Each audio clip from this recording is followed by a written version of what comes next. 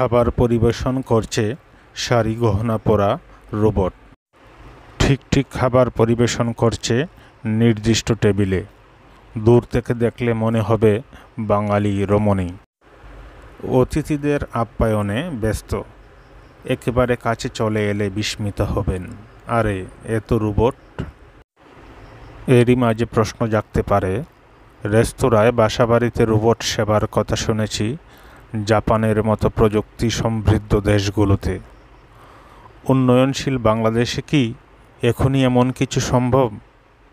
রেস্তোরাঁয় খেতে গেলেন, মেনু দেখে দিলেন অর্ডার, দেখলেন খাবার ট্রে নিয়ে।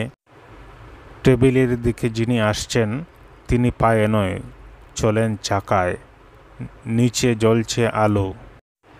দেখতে একজন নারী মনে হলেও কোথায় যেন রয়েছে ভিন্নতা। হ্যাঁ, বিষয়টিকে সম্ভব করেছে হবিগঞ্জের একটি রেস্তোরাঁ। সেখানে নারী আকৃতির রোবটের মাধ্যমে খাবার সরবরাহ করা হচ্ছে। হবিগঞ্জ জেলা শহরের বদিউজ্জামান খান সড়কের আলেয়া আহনাফ টাওয়ারের দ্বিতীয় তলায় রয়েছে রেস্টুরেন্টটি। রেস্টুরেন্টটির নাম কিচেন 20।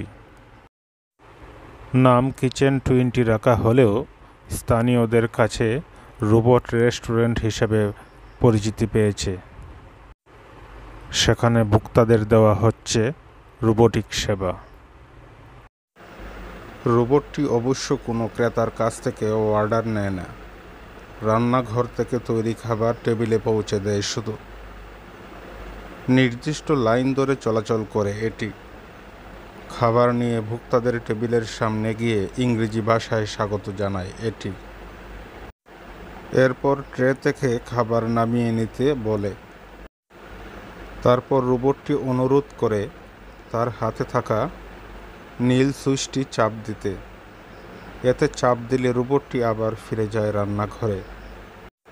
কিচেন 20 এর ব্যবস্থাপনা পরিচালক বলেন, সিলেটের 2 জন প্রকৌশলী 3 মাস সময়ে এ রোবটটি তৈরি করেন।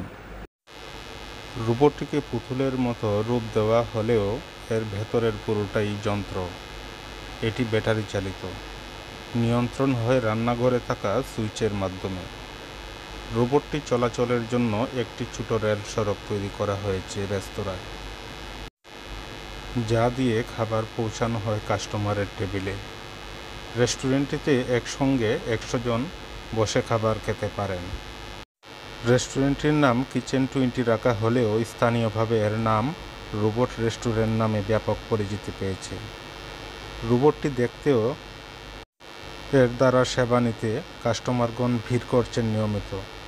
জানা গেছে, সিলেট পলিটেকনিক্যাল ইনস্টিটিউট থেকে পাশ করা ডিপ্লোমা প্রকৌশলী অর্পণ চন্দ্র ও নিহাল চন্দ্র এই রোবটটি বানিয়েছেন।